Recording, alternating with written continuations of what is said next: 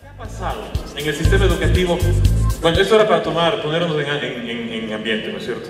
Porque además debo confesar otra cosa, me apagaron la luz de sala, entonces ya no los veo, pero si no se ríen, no sé si hay alguien.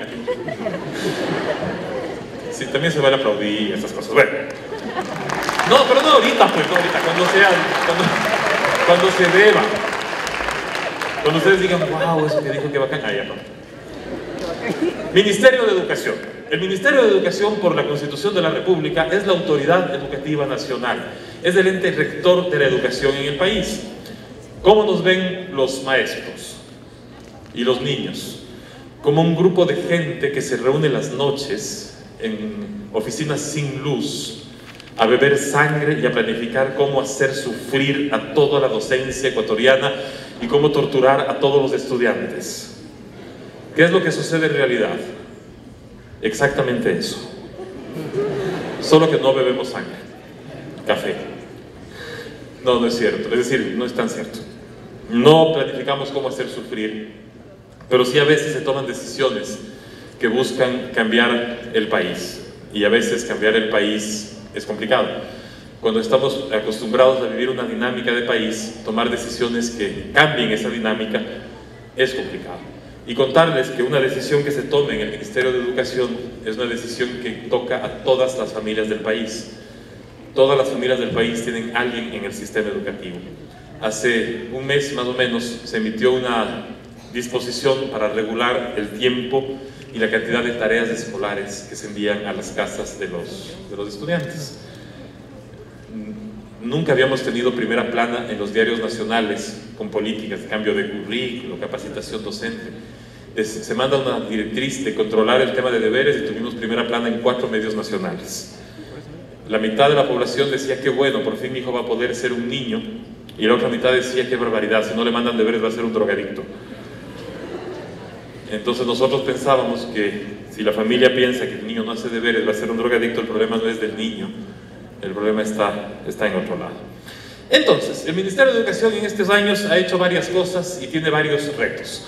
El tema que se nos había pedido es presentar qué han hecho y cuáles son los retos, entonces voy a empezar por los retos. Primera lámina, por favor. No, la siguiente, ese es el título de esta lámina. Muy bien. ¿Cómo funciona un sistema educativo?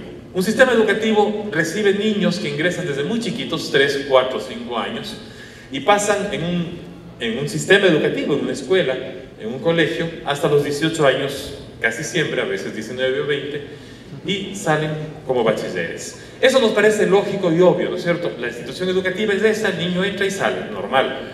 Sin embargo, la institución educativa, como la conocemos, es extremadamente reciente, tiene menos de 150 o 200 años. Es extremadamente reciente. La formación de los niños y de los jóvenes era muy distinta hace 150 años. Ahora nos parece que es natural y nos parece que eso tiene que ser. Hacer cambios radicales en este modelo de educación podría ser muy complicado, podría colapsar la sociedad. Entonces tenemos que trabajar y jugar con el sistema educativo como lo conocemos. Instituciones educativas, el niño entra y sale. Como el niño sale, el Ministerio de Educación tiene como tarea fundamental diseñar cuál va a ser el trayecto de este niño desde que entra a educación inicial hasta que se gradúa del bachiller. Y para eso hemos planteado un perfil del bachiller, es decir, cuál es el objetivo final que tenemos como país dentro de nuestro sistema educativo. El niño que entra de 5 años y sale a los 18, ¿qué es lo que tiene que saber hacer? Vamos con la siguiente lámina, por favor. Y hemos definido que este perfil tiene 3 grandes ejes. 3 grandes ejes. Si ustedes se fijan, son ejes interesantes porque no son ejes de conocimientos. El perfil de salida del bachiller ecuatoriano no dice: en matemáticas tiene que saber sumar, restar, dividir y multiplicar. En lengua y literatura tiene que saber leer poemas y llorar. Y en geografía tiene que saber que la Universidad Nacional de Chimborazo tiene 3 campus y no tiene que irse al que no es al que le invitaron. En eso hubiera fracasado, me fui al otro. No sabía porque he estado en 3 lugares. Preguntando, llegué al que no era. Claro, todos los caminos conducen al campus equivocado, sería el dicho. Nuestro perfil de salida establece que el bachiller ecuatoriano, es decir, este niño que entra a educación inicial y dentro de 12 años va a salir, 12, 13 o 14 dependiendo, va a salir de bachiller, gira alrededor de 3 valores. Y esto es muy importante y muy interesante. A nivel mundial, si ustedes se fijan, los perfiles de salida de otros bachilleratos es bastante innovador. Nosotros planteamos que el estudiante ecuatoriano tiene que ser justo, tiene que ejercer la justicia, tiene que ser solidario y tiene que ser innovador. El perfil de salida del bachiller ecuatoriano es un estudiante justo, innovador y solidario. Vamos con la siguiente, por favor. Todo esto gira alrededor de la justicia. Lo leo rapidito porque ustedes tienen mejor vista desde allá y lo pueden leer mejor. Actuamos con ética, generosidad, integridad, coherencia y honestidad en todos nuestros actos. Ética, coherencia, honestidad en todos nuestros actos. Debo confesar que yo tengo también impresa la presentación, pero mi equipo a veces peca de ahorrar papel y lo imprimieron muy chiquito y no alcanzo a leer. Piensan que uno todavía es joven, ya no. Comprendemos las necesidades y potencialidades de nuestro país. Procedemos con respeto y responsabilidad con nosotros, con los demás seres humanos y con la naturaleza. Y por último, reflejamos y reconocemos nuestras fortalezas y debilidades para ser mejores seres humanos. Somos justos porque hacemos todo para lograr la justicia como un eje fundamental de nuestra vida. Vamos con la siguiente, por favor. Somos solidarios. Tenemos iniciativas creativas, actuamos con pasión, mente abierta y visión de futuro. Miren qué palabras tan complicadas y tan difíciles. Pasión, mente abierta, visión de futuro. Eso es lo que queremos de nuestros bachilleres. Gente, seres humanos con pasión, con mente abierta para aceptar los cambios, con visión de futuro. Nos movemos por la curiosidad intelectual, indagamos la realidad nacional y mundial. El señor rector decía hace un ratito que es fundamental en todas las universidades dedicarse a hacer investigación educativa, no solo en las facultades de ciencias de la educación, en todas las facultades, porque en todas las facultades se está enseñando. La facultad de geología enseña, la facultad de arquitectura enseña, la facultad de odontología enseña, al odontólogo con el que no vamos a cruzar la calle después, pero le enseña. Y hay procesos de enseñanza-aprendizaje en todas las facultades. No es una potestad única de la Facultad de Ciencias de la Educación. Sabernos comunicar de manera clara en nuestra lengua y en otras lenguas. Aquí fue un clarísimo ejemplo, al inicio de la sesión tuvimos una... Gracias.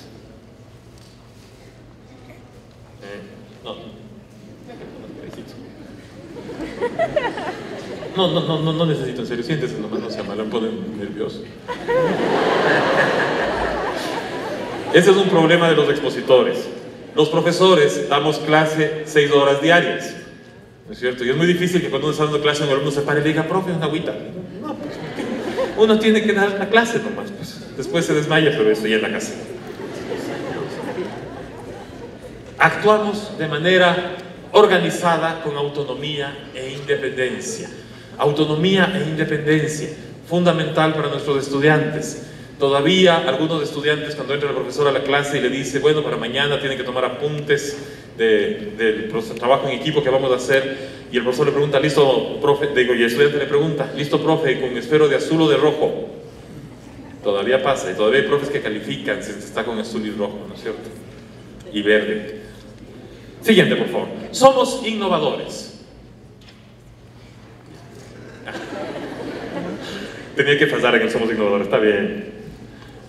Asumimos responsabilidad social y tenemos capacidad de interactuar con grupos heterogéneos, trabajar con los distintos, trabajar en grupo, construir el aprendizaje en equipo, el aprendizaje colaborativo y por supuesto con otros, con el distinto, con el que no soy yo, con el que no es igualito a mí, con el que no es mi mejor amigo.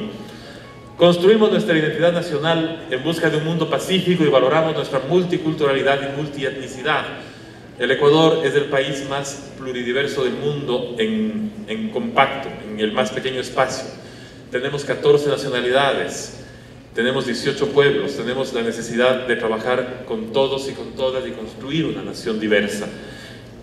Armonizamos lo físico y lo intelectual. El Ecuador tiene en su currículo nacional 5 horas semanales de actividad física. Eso fue una sugerencia de la Organización Mundial de la Salud y de la Organización Panamericana de la Salud, y después el Ecuador fue reconocido a nivel mundial como el primer país en haber acogido esta sugerencia, en vista de mejorar los hábitos de salud de la población, en vista de enfrentar el problema tremendo de obesidad y sobrepeso que estamos teniendo como país. Y nos adaptamos a las exigencias de un trabajo en equipo, de un trabajo multidisciplinario, de un trabajo colectivo. Este es el perfil de salida. Ustedes, queridos alumnos de la facultad y de otras facultades y de otras universidades, cuando empiecen a trabajar con sus chicos en la escuela, este es el perfil de salida que el Ecuador está planteando como política pública. Un estudiante innovador, un estudiante justo y un estudiante solidario. ¿Cuál es la ventaja de ese perfil de salida? Se construye el perfil de salida y luego vamos para atrás hasta llegar al currículo nacional, a las destrezas con criterio de desempeño que constituyen el currículo nacional y las actividades para concretar estas destrezas y a los indicadores de evaluación. Cada una de las destrezas del currículo, desde educación inicial hasta bachillerato, está conectada con este perfil de salida.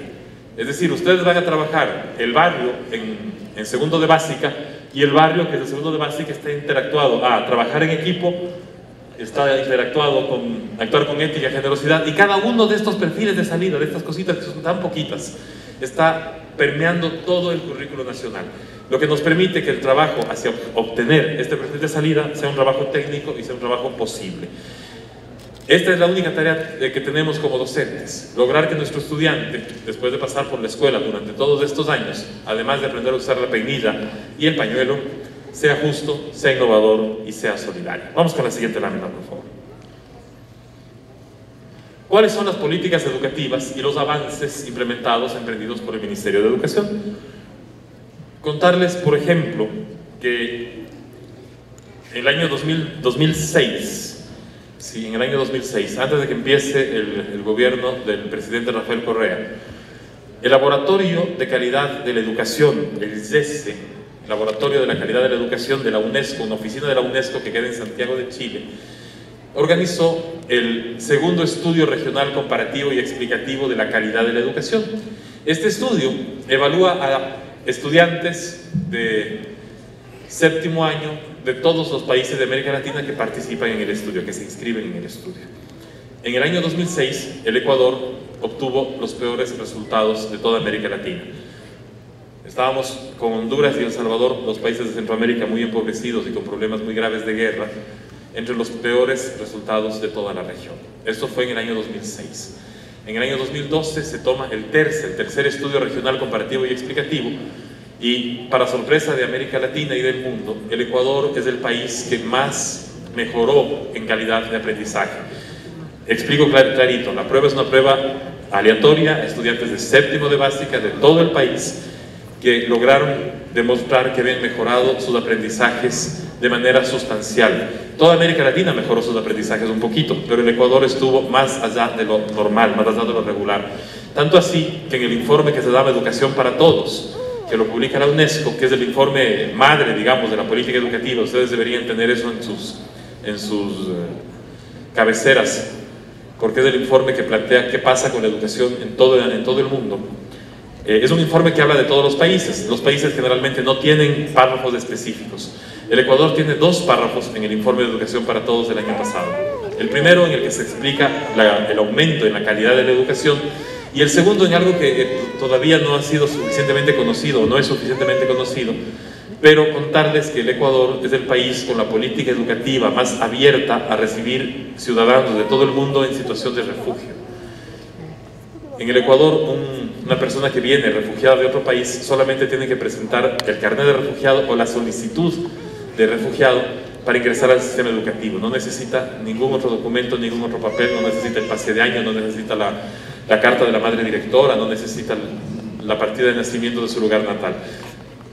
Estos dos han sido las políticas reconocidas por la UNESCO como principales en el Ecuador: el mejoramiento de la calidad de la educación en las pruebas del TERCE y la atención a los ciudadanos en situación de refugio. Entonces, contarles, por ejemplo, que cuando llegamos al gobierno en el año 2006, el problema fundamental que tenía el país era que los niños no iban a la escuela. Los niños pobres no iban a la escuela, los niños pobres no terminaban la escuela, los niños pobres no terminaban el bachillerato. En Guamote, aquí al ladito, comentábamos hace un ratito con el señor decano, En el año 2006 había un promedio entre 60 y 70 estudiantes que se graduaban de bachiller cada año, 60 o 70, muy poquitos. El año pasado se graduaron 550, es decir, en 10 años se pasó de 70 a 550 estudiantes que tuvieron la oportunidad de terminar su bachillerato. Y eso está muy bien. Vamos con la primera lámina, por favor. Esta primera política, dele clic. Gracias. Esta primera política la llamamos eliminación de las barreras de acceso, ¿sí? ¿Qué quiere decir eliminación de las barreras de acceso? Los niños del Ecuador no iban a la escuela, no porque no quisieran, sino porque la escuela pública, y eso es muy importante que ustedes lo recuerden, la escuela pública en el Ecuador no era gratuita. La escuela pública exigía una contribución de los padres de familia de $25 por estudiante. $25 por estudiante, que en casos de algunas familias muy numerosas, por ejemplo, era absolutamente impagable. Había familias que tenían que elegir a cuál de los niños iban a mandar a la escuela y a cuál no. Cuál de los niños, al más vivito iba a la escuela y a los otros no. Entonces, claro, terrible, ¿no es cierto? Una discriminación terrible. Desde el 2006 para acá, la educación en el Ecuador, la educación pública, es gratuita. Se ha incluido además la entrega de textos escolares. En el Ecuador los textos escolares son gratuitos hasta el bachillerato. Si en otros países los textos escolares son gratuitos solo hasta la educación media, la política nacional ha sido incluir también los textos de bachillerato que se entregan de manera gratuita.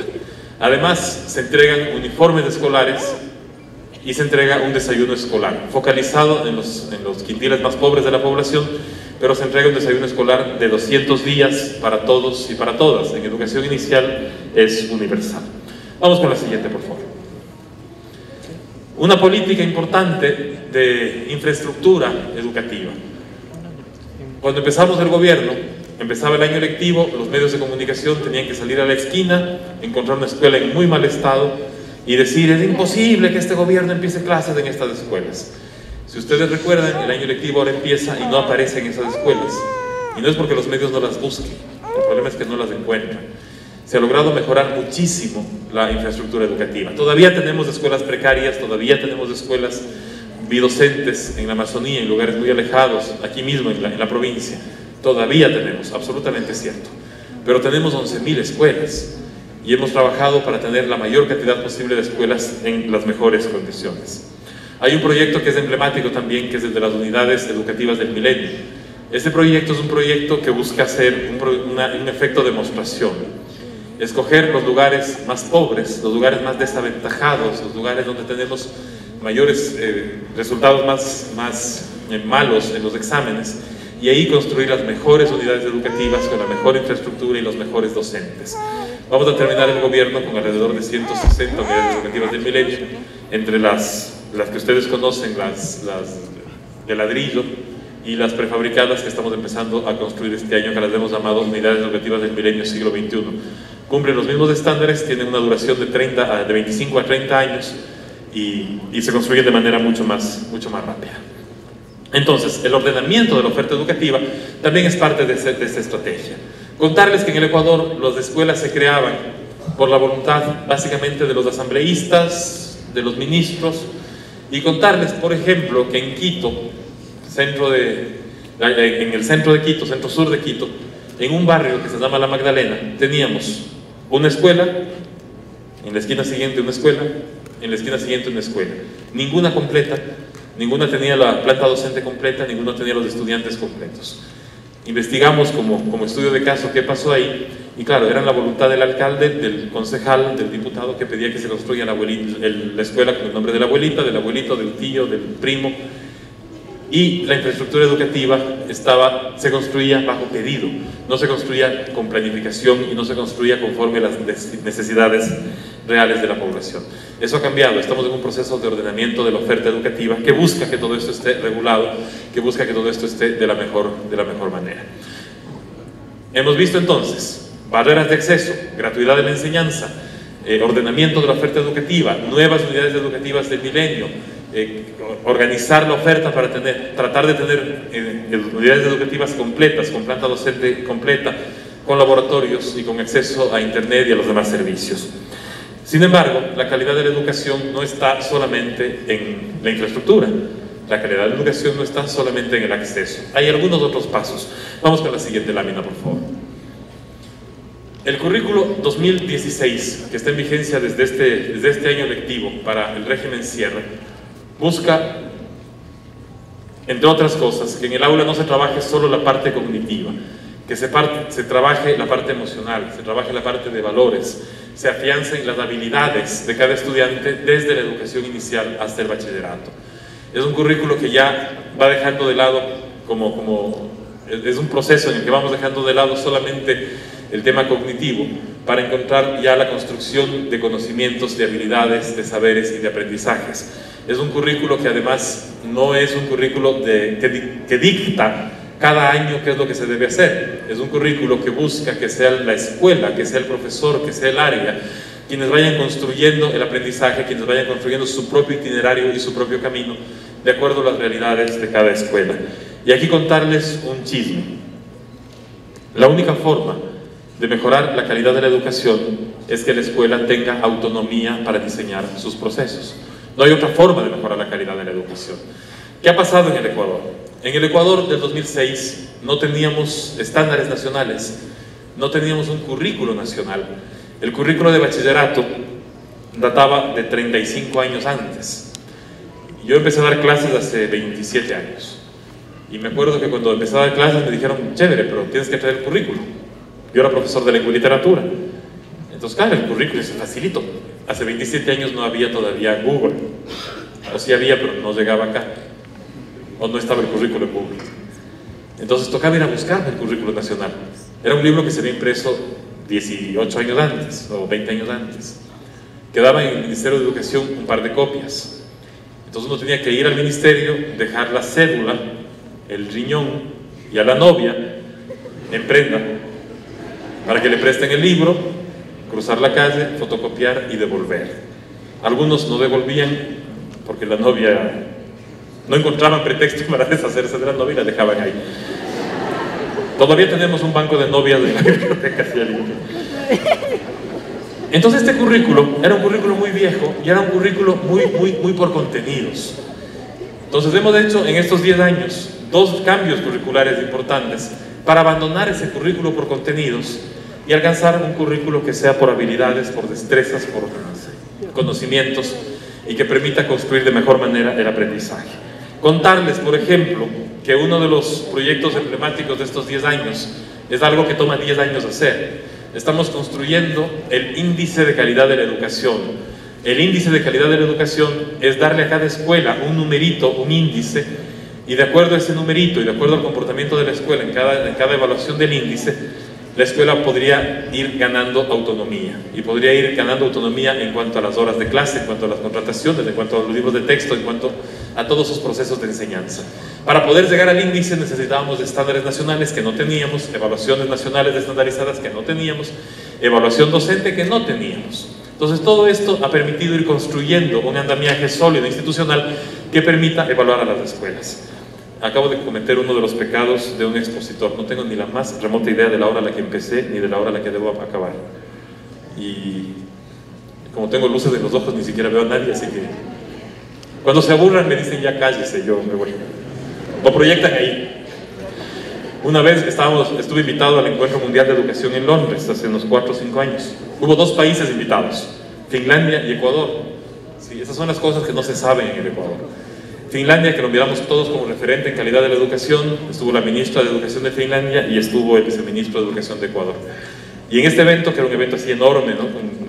En Inglaterra, lleno de ingleses, los ecuatorianos sobrevivíamos al cruzar la calle, porque ahí se cruza la calle al revés, entonces no sabíamos qué pasaba. Y había un reloj enorme aquí adelante del expositor, enorme, pero grandotote. Y cuando faltaban 3 minutos para que termine, el reloj se ponía rojo y empezaba a titilar. Entonces no sabía si eso iba a explotar en algún momento o qué iba a pasar. Entonces de ahí tengo la costumbre de yo tener mi propia bomba de tiempo para saber, pero hoy me olvidé. Entonces si es que ya hablo de más, o si hay break o algo, se van nomás y yo igual sigo hablando. Siguiente. Lo más importante lo más importante para un sistema educativo, lo más importante. Las paredes están bien, los libros están bien. Lo más importante para el Ministerio de Educación y para el gobierno ecuatoriano, los docentes, los profesores, ustedes. No hay revolución educativa posible sin la presencia de un profesor, de un buen docente. Yo siempre les contaba a mis compañeros del ministerio, no todos han sido profesores de bachillerato, un secreto que les voy a compartir. El Ministerio de Educación puede decir lo que le dé la gana. El profesor cierra la puerta de su aula y el profesor hace lo que él quiere. No lo que el ministerio dice, no lo que prescriben las normativas, no lo que dicen los grandes pedagogos. El profesor construye la magia de la educación solito frente a su grupo de 35 o 40 estudiantes cada día. Dígame si no es un trabajo complicado ese. El otro... gracias. Ya me pasaron el papelito. Dice que a las 10:50 llega la pizza. El trabajo más... El otro día revisábamos con el ministro el grado de jubilaciones de profesores por calamidad, por enfermedad y por calamidades, y el grado de enfermedad de los docentes. Y aunque no lo crean, yo sí lo creo porque soy profesor, el grado de discapacidad, de enfermedad por discapacidad de docentes es más alto que en las Fuerzas Armadas. Sí, entonces el profesor, nos preguntábamos en la reunión, ¿pero cómo? O sea, el profesor, de las Fuerzas Armadas está peleando, disparando y todo, y el profesor dice, a ver, yo le planteaba al ministro lo siguiente: enciérrele a un militar con 40 adolescentes mutantes de 14, 15 años en un aula, 6 horas diarias, con 40 adolescentes mutantes que no quieren estar ahí, ¿no es cierto? Porque afuera hace sol, o afuera llueve, o afuera hace cualquier cosa, pero nunca quieren estar ahí, durante 200 días al año. Dígame si no es el trabajo más difícil que existe. Dígame si no es el trabajo más estresante y más complicado. La respuesta es sí. El trabajo docente es un trabajo muy complicado. En la universidad un poquito menos, porque los 35 adolescentes mutantes ya son un poco más grandes y casi siempre sí quieren estar ahí porque les interesa su profesión, les interesa aprender, porque saben que lo que ese día se va a tratar en algún momento, otro de los mutantes chiquitos le va a preguntar en el aula. Profesor, ¿qué es un adverbio? Si no estabas en la clase de adverbios no puedes responderle al niño. Entonces, en la universidad es distinto. En la escuela y colegio es otra cosa. Porque además el profesor no solo está ahí para contarles la ciencia, para trabajar de manera conjunta, trabajar en equipo, sino también para resolver los problemas amorosos, los problemas... No puedo estar en ese grupo porque esa niña me odia. O profe, tiene un poema de amor porque verás que la Juanita me gusta y no sé cómo declarar. Y uno pobre tiene que sacar ahí de la cartera, de la maleta, los poemas de amor. Pruébale con este, a ver qué onda, pero... Es decir, que un niño le quiera conquistar a una niña con un poema de amor habla muy bien de la niña y muy bien del profe. Pero hay que encontrar el poema, pues. Y eso a veces es un poema. Revalorización de la carrera docente. Contarles que en el Ecuador, cuando empezó el gobierno, el 60% de profesores tenía nombramiento y el 40% tenía contrato. Contarles que en el Ecuador, por esas cosas extrañas que pasan en las leyes, el profesor contratado hace exactamente el mismo trabajo que el profesor con nombramiento, gana menos y no tiene estabilidad. En el momento actual, después de los concursos Quiero Ser Maestro, de los 5 concursos Quiero Ser Maestro que se han organizado, podemos decir que tenemos el 91 y piquito % de profesores con nombramiento y solamente el 9% de profesores con contrato. Muchas veces este porcentaje de profesores con contrato no va a bajar a 0, porque hay profesores por contrato que se requieren para reemplazar embarazos y esas cosas que suelen hacer los profes. Enfermedades, comisiones de servicio, estudiar y demás. Entonces, el quiero ser maestro, quiero ser directivo son los grandes concursos. Empecé al revés. Número 2, formación docente. Soy docente, nunca dejo de aprender. Hemos tenido alrededor de 17.000 docentes en cursos de cuarto nivel. Estamos afinando para que el presupuesto del Estado incluya todos los años un rubro específico, desde el presupuesto del Estado, no desde el presupuesto del Ministerio, para formación docente. No hay otra forma de cambiar este país si no es con la formación docente continua, si no es con el trabajo permanente de las universidades, de formación inicial y formación docente continua. Ascenso y recategorización docente. Contarles que cuando empezó el gobierno, el salario mínimo del docente era de $340.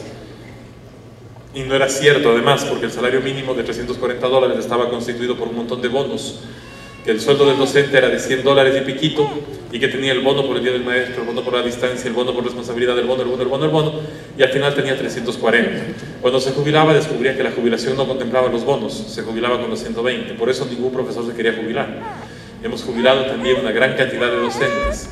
Teníamos profesores de mucha edad, de 75, 80 años, dando clases en inicial, que era muy complicado para todos, para el profesor, para la familia del profesor y para los niños. El profesor se agachaba para jugar con los niños al inicio del año y los levantábamos al final, porque no podía hacer eso todos los días, siendo esto, por supuesto, una caricatura. Avancemos a la siguiente y a la siguiente, saltemos los dos antes. Unita más, denle más. Denle más. Unita más. Muchas gracias. Esto es sobre formación docente. Como ya me dijeron que llegaba la pizza, tengo que acelerar un poquito. También me dijeron que Guano queda muy cerca y que tengo que probar las cholas de Guano. Eso me dijeron, yo no sé. No es cierto, sí sé si son muy ricas las cholas de Guano y las alfombras también, no para lo mismo. De hecho, en mi casa tengo una linda alfombra de Guano que me regalaron y que dice Guano. Es súper original. En vez de decir bienvenido, dice Guano, pero bueno, ¿qué vamos a hacer? Me la regalaron, es muy cómoda, muy suavecita. Ese es el problema, por eso se me van los minutos. Ustedes se ríen y ya no se enganchan. Formación docente, ¿no es cierto? Eso porque nos interesa, porque estamos en una universidad y en una facultad de docente. Tenemos en primer lugar la formación a docentes del magisterio a través de instituciones de educación superior, categorías A y B nacionales. Tenemos además el trabajo con universidades de prestigio internacional. Hemos trabajado con la Universidad Autónoma de Madrid, con la Complutense, con la Universidad Autónoma de Barcelona, con la UNED, con la Universidad de La Plata, con una cantidad de universidades internacionales que nos han dado todo el apoyo y todo el trabajo técnico para poder dar nuestra formación de cuarto nivel a los docentes.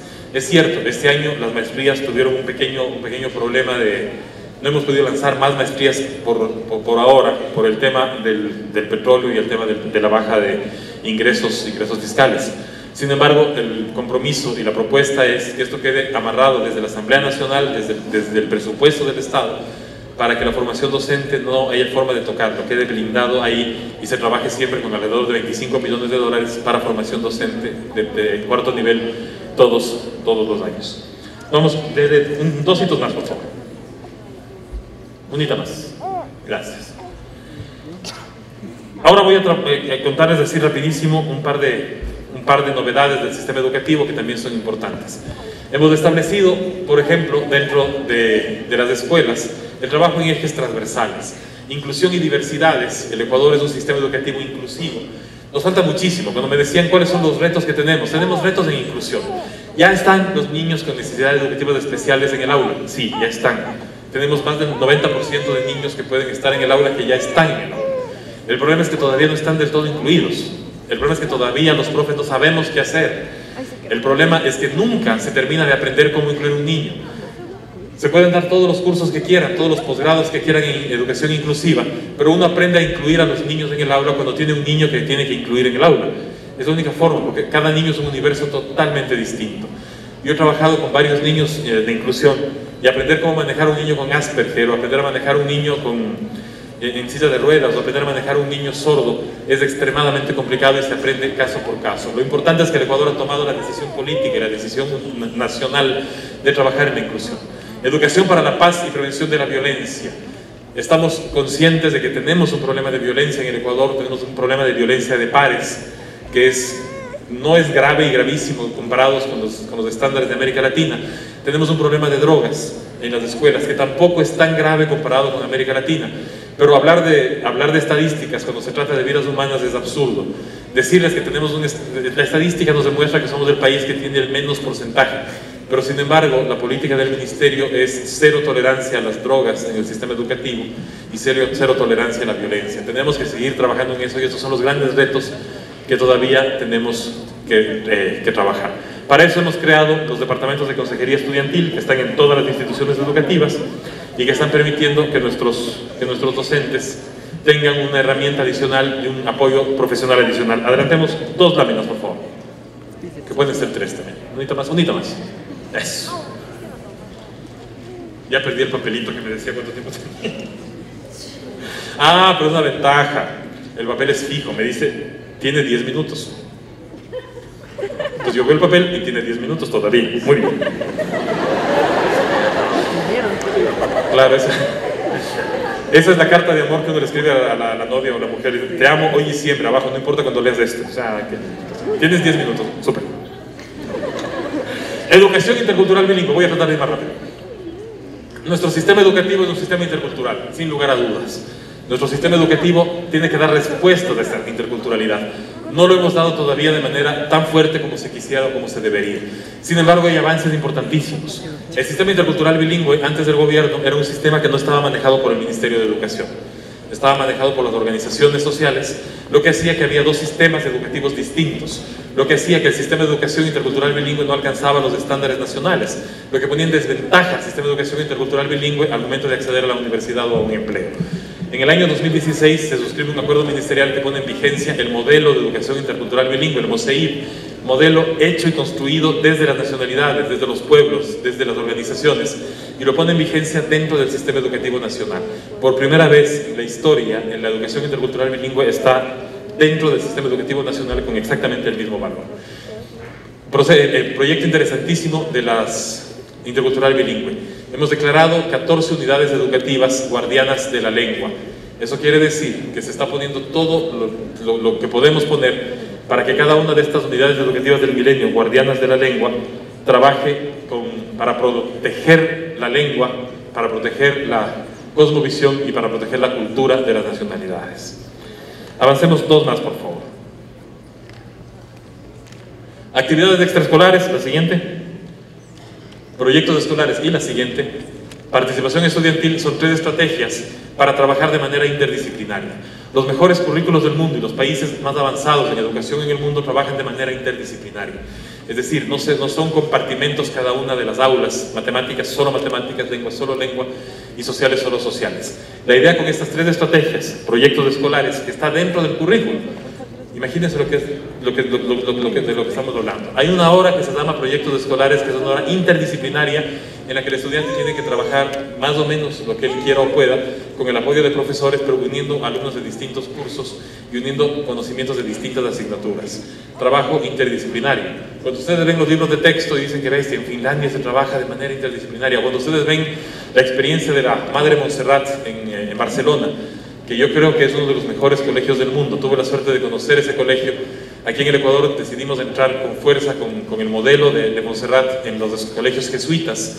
En los colegios jesuitas de ecuatorianos van a trabajar con ese modelo interdisciplinario en el que ya no hay aulas, en el que las aulas, cada grupo de estudiantes es de 100 estudiantes y de 2 profesores y trabajan de manera interdisciplinaria. Creo que es el modelo ideal. Vamos a empezar a trabajar poco a poco. Estamos entrando con un colegio público también para ver cómo podemos hacer que funcione. Pero estos espacios nos permiten ese trabajo, el trabajo interdisciplinario, el romper estancos. Vivimos en la era de la información. Cuando uno era niño imagínense, yo fui niño, me mandaron a hacer una vez una investigación sobre la mosca tsetse. Sí, la mosca tsetse es una mosca que te duerme, que te pica y te da la enfermedad del sueño. Tuve que ir a una biblioteca, coger una cosa que se llamaba enciclopedia. Ya no les suena a ustedes, a los estudiantes ya no les suena, ¿no? Eso ya... Enciclopedia, biblioteca, una cosa enorme, así que había que abrir. Entonces, claro, me tomó una semana entender a la mosca, una semana hacer el dibujo, y una semana de mi papá, que era ingeniero, me corrige el dibujo y pinte la mosca, porque a mí me daba la enfermedad del sueño dibujarla. En la actualidad, a un niño le decimos, presentación sobre la mosca tsetse mañana, abre Google, pone mosca tsetse y tiene todo. Dice, tienes que hacer un póster. Pone póster, mosca tsetse y está el póster. Entonces, tienes que hacer un programa de radio sobre la mosca tsetse, está el programa de radio. Entonces, claro, el trabajo ya es distinto. Y nuestro reto como profesores es hacer ese trabajo distinto y hacer que eso suceda en el aula. La política educativa, tengo 19 láminas más, pero ya no voy a alcanzar. Bueno, les debo. En el tercer congreso, en el que sin duda yo ya no seré funcionario público, espero que me inviten como ponente, y yo, o sea, no seré funcionario público porque el gobierno se acaba en mayo, y no queremos que lleguemos, que resistamos como el cuerpo físico un periodo más.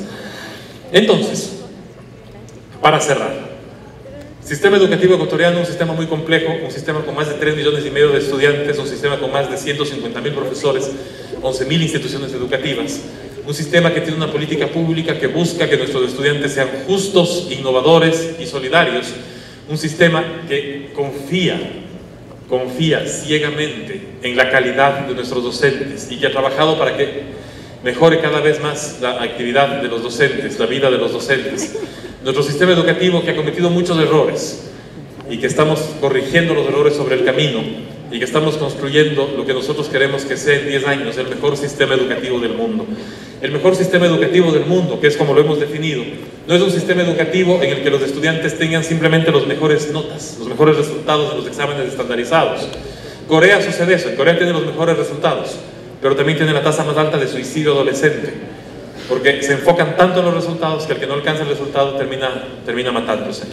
Nosotros queremos un sistema educativo en el que el niño vaya feliz a la escuela, porque es una escuela segura, una escuela armónica, una escuela de paz, una escuela donde no hay violencia, una escuela en la que el niño aprende, en la que tiene tiempo de hacer deporte, en la que tiene tiempo de hacer proyectos escolares, en la que tiene tiempo de trabajar con sus pares, que tiene tiempo de trabajar con sus docentes.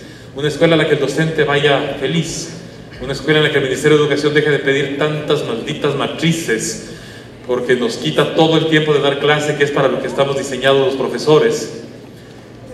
Y eso es una autocrítica al Ministerio. Nosotros hemos paralizado, el día de ayer emití una resolución paralizando toda la subida de matrices de los profesores, porque el trabajo burocrático se está comiendo a nuestros profes. Entonces hemos paralizado toda la subida de matrices. Hemos paralizado toda la subida de matrices porque tuvimos una reunión con profesores, nos dijeron, mire todo lo que tenemos que subir y casi nos da un infarto a todos. Entonces se ha paralizado hasta el 10 de diciembre. Lo único que los profesores tienen que hacer hasta tanto es el portafolio de evaluación del INEVAL y subir notas desde el 15 de noviembre. El 10 de diciembre vamos a emitir un acuerdo ministerial en el que vamos a exigir lo recontra mínimo que se deba subir a la plataforma.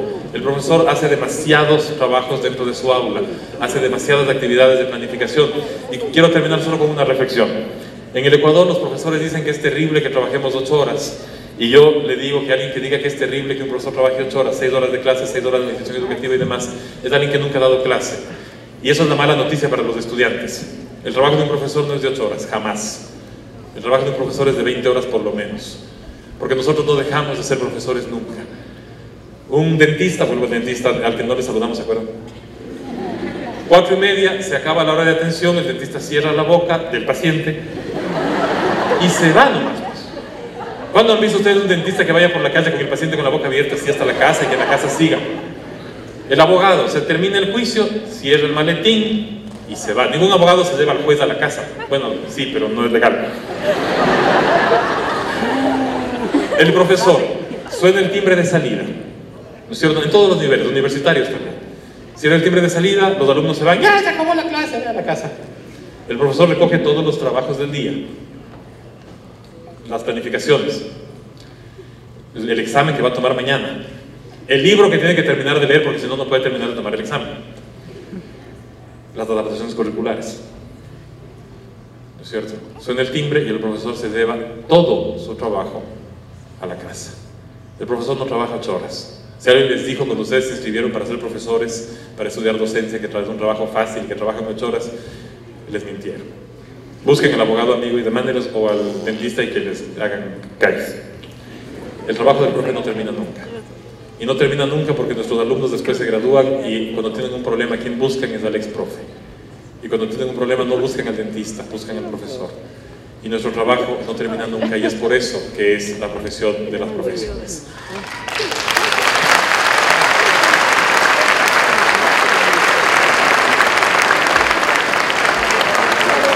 Yo sé que les dijeron que aplaudan porque ya tenía que terminar, yo todavía no acababa. Bueno, muchísimas gracias. Hacer política pública no es fácil, hacer educación no es fácil, pero como decían los que saben, que mejor que un conocido la haga, entonces aquí estamos para eso. Muchas gracias.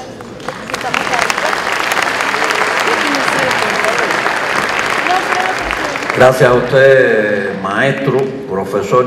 Yo creo que además su intervención ha sido una muestra de cómo establecer una comunicación con el público. Estamos muy agradecidos. No sé si de repente el señor decano de la facultad quiere hacer alguna intervención al respecto de la conferencia que nos ha dado el máster Freddy Peñafiel.